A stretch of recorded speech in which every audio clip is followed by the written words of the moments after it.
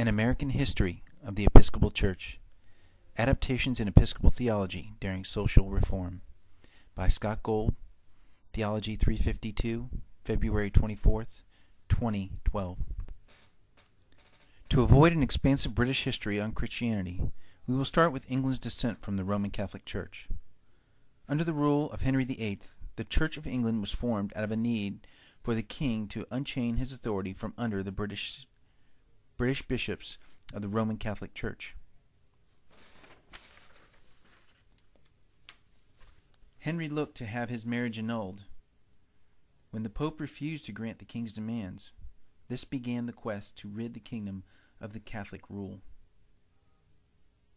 During his period of time, English subjects were joining the Reformation movement started by Martin Luther in 1517. With an increasing larger population of Protestant believers currently backing Henry's stance on Rome, the newly formed Church of England would have to resemble both his Catholic beliefs and the English social Protestant movement. In the year 1549, the first Book of Common Prayer was published by Thomas Cranmer just 2 years after Henry VIII's death. This gives the first evidence of the Church's attempts to conform to social pressures and yet maintain their identity.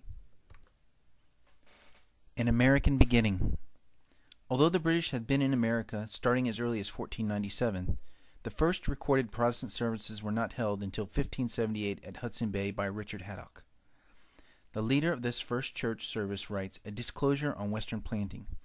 This document provides evidence of colonization of America to preempt Roman Catholics. Virginia became the focus area for the Church of England in the colonies in 1606. The Church of England established the first legislative board in the Americas called the House of Burgesses, and by 1626 this board had managed to establish a tax system to fund the church and the surrounding community. Anglican Church in the colonies. With the cultivation and development of the land in Virginia came a need for people to work these fields. African slaves were brought to the colonies by the Dutch. Prior to these developments, the idea of Christianity and slavery were assumed to be incompatible. The House of Burgesses in 1662 changed the current interpretation of law concerning the rights to slavery in favor of the landowners. This would be yet another example of the Anglicans' approach to follow social direction. With the return of English supremacy came colonial oversight under Charles II. Charles II took measures to curtail the colonial vestry powers and return them to the English bishops. A commissary position was created in the colonies as an arm of the Bishop of London. These early political positions were observed as being another attempt of the British Crown to interfere with the American free practices. Many Anglican leaders looked to strengthen the Church's stance in America with the consecration of a colonial bishop.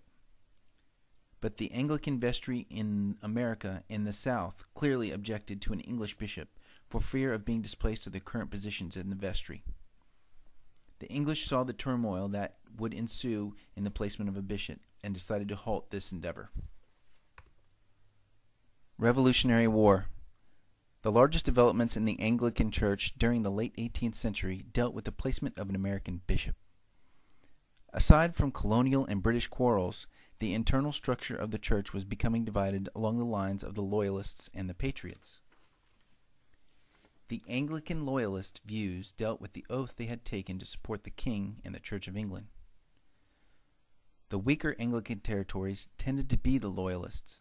These smaller groups relied on funding from the church and therefore were tied to the English.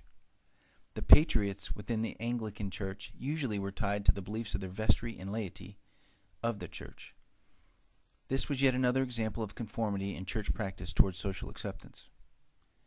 The American Revolution and its aftermath had a profound effect on the Anglicans. Elimination of governmental control in religious affairs was the largest change for the early American Anglican Church. With the Anglican Church being firmly recognized as an English establishment, it would also be difficult to reestablish itself in post-revolutionary America. During the period from 1776 to the mid-1780s, the Church of England diminished to one of the smaller denominations in America. Post-revolutionary Anglicanism. The changed social and cultural conditions in America required religious sects that had once been recognized as British to transform themselves into groups capable of self-government in a new nation. In the face of these losses of an establishment, leaders sought to refashion themselves by preserving their distinction in theology and liturgy as purely Anglican, yet shed those elements that had portrayed them as English.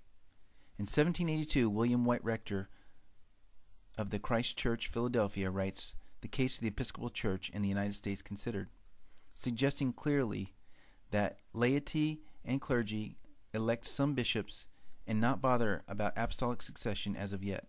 In 1785, the Anglican General Convention of the former Church of England is given its new American title as the Protestant Episcopal Church. The newly formed church found itself in a predicament. In order for a bishop to be ordained, they would have to swear allegiance to the King of England. This did not sit well with the newly forming young American government.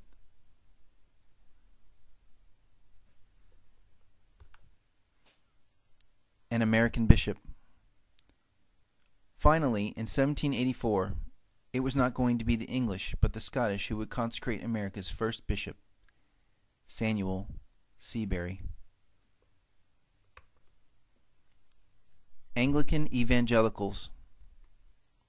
Despite the success that most denominations enjoyed during the antebellum period, the Episcopalian denomination experienced relatively slow growth, lagging behind the rise of the population as a whole. America was experiencing extraordinary religious enthusiasm and cultural ferment in the early 1800s, due to what was called the Second Awakening. The common people were drawn to the evangelical teachings of the Baptists and other new Protestant groups, and becoming less interested in the liturgy and rigidness of the Anglicans. Episcopal rector William Wilmer saw the evangelical change that was sweeping the nation and was keen on a new identity for the Episcopal Church. In 1815, he wrote the Episcopal Manual, which sought to increase the evangelical spirit of the Church. Women in ministry. With the ratification of the 19th Amendment rights came a greater recognition and participation for women in the Episcopal Church. But it was not until the General Convention of 1934 that women were given the right to vote on church matters. With the success of the Civil Rights Movement, women took to arguing their point as equal under the Constitution. This strong Civil Rights Movement discussions among the women of the Church focused on even bigger roles for the women. In 1972, the House of Bishops had endorsed women's ordination in principle. American society was rapidly being transformed by the women's movement, and for an increasing number of people, the absence of women from church leadership positions was beginning to seem odd.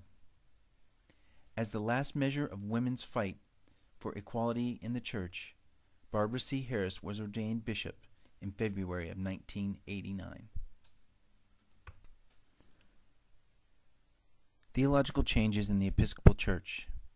The Episcopal Church is long in history and tradition. From the Church's early beginnings as the Church of England until the modern times of the Civil Rights Movement, the Episcopal Church has maneuvered its ideas to accommodate an ever-changing political and social climate. From the issue of Protestant versus Catholic to the role of women's clergy, we have seen these political changes within the Church. Even through abrupt changes, the Church has been able to maintain a great deal of its liturgy and Christian practices.